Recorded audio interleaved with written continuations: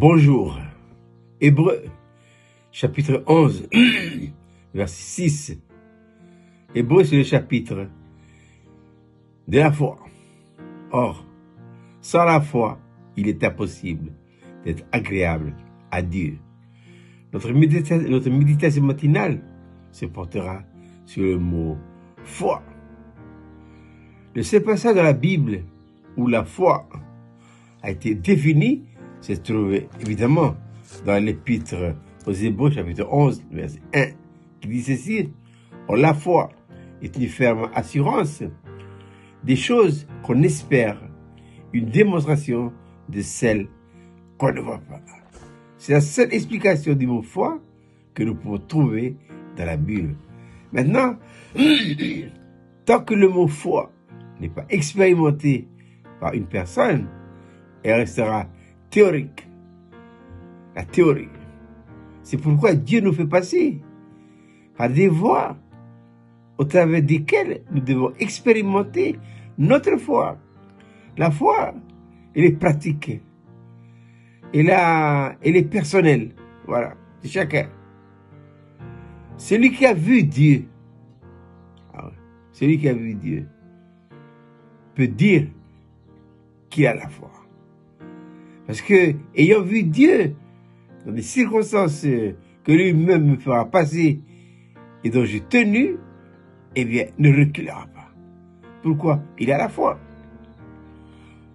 La foi nous unit entièrement notre vie, esprit, âme et corps. À qui? À Jésus-Christ. Par qui? Par le Saint-Esprit. Le Saint-Esprit, il est venu en nous. Il est venu en nous pour faire quoi? Pour réaliser en nous ce que Jésus a accompli pour nous à la croix de Golgotha. Il faut la foi. La foi, c'est un élément extrêmement actif qui booste les gens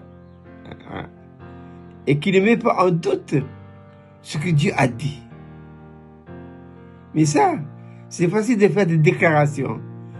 Mais là où c'est compliqué, c'est qu'il faut passer des déclarations à la pratique.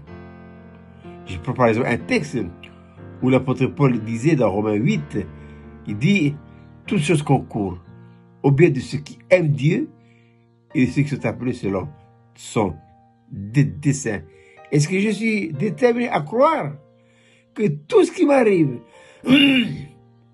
bonnes choses et mauvaises choses, Dieu les permet pour notre éducation?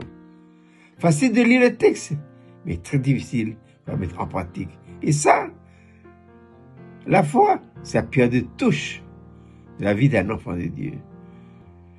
La foi, elle est personnelle, hein? C'est chacun. La foi n'est pas le bon sens, hein? Et le bon sens n'est pas la foi. Ils ont le même rapport. L'un, c'est spirituel et l'autre, c'est naturel. Mais nous, ce qu'on cherche, c'est le spirituel. La foi, c'est croire à ce que Jésus a dit. Voilà. Mais il faut éprouver ce terrain. Quand le Seigneur disait dans le sermon sur la montagne, Matthieu 6, verset 33, « Cherchez premièrement le royaume et la justice de Dieu, et toutes ces choses vous seront données par-dessus. » Sommes-nous prêts à croire à ça, là? Que nous devons prioriser les intérêts de Dieu. Le reste, Dieu s'en occupe. Je répète, c'est facile de lire le texte. Mais sur le terrain, c'est là qu'il faudra faire la démonstration. Dieu aime les hommes et les femmes, des fois qu'il les prend au mot. Je me souviens de ce passage sur la mer de Galilée. Après avoir passé une nuit de pêche infructueuse, Jésus est venu le matin. Enfant, avez-vous à manger? Ils ont dit non. Le Seigneur a dit, jetez le filet du côté droit. Pierre a dit, Seigneur, on a pêché toute la nuit, hein, sans attraper un seul poisson. Mais sur ta parole, je jette le filet. La foi, c'est un élément personnel extrêmement actif. Les hommes de foi, ce sont les hommes qui sont boostés par Dieu. Et Dieu aime les hommes et les femmes de foi.